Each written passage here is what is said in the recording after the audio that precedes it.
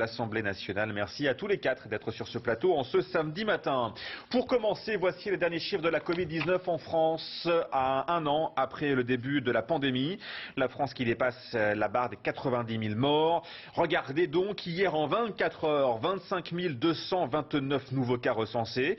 Il y a ce matin 4 033 personnes en réanimation. Les autorités annoncent malheureusement 223 décès dans les hôpitaux français. Ce qui inquiète donc, vous l'aurez compris, ce sont bel et bien les chiffres de la réanimation. Plus de 4000 patients en France. En Ile-de-France, la situation est jugée particulièrement inquiétante et cela a des conséquences. On déprogramme des interventions, y compris dans le secteur privé. L'objectif, bien sûr, c'est ne jamais ne jamais devoir refuser plutôt ces malades en entrée en réanimation. Marion Delpech avec Émilien Lacroix, regardez.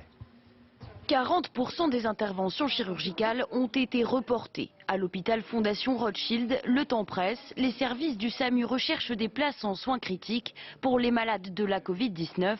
Et malgré le retard pris sur les opérations de certains patients, le chef des services de réanimation considère la déprogrammation nécessaire. Pour libérer un maximum de personnel paramédical et médical pour renforcer les équipes de soins critiques. L'hôpital est passé de 10 à 18 lits de réanimation et a créé 24 nouveaux lits de prise en charge de patients Covid. Jusqu'à la semaine dernière, il pouvait accueillir des transferts interrégionaux. Depuis, le directeur général indique que les choses s'accélèrent. Les patients franciliens remplissent désormais toutes les capacités d'accueil. Le variant anglais étant maintenant prédominant, la durée de séjour moyenne des patients en soins critiques s'est allongée de quasiment 30%, ce qui réduit d'autant la capacité d'accueil.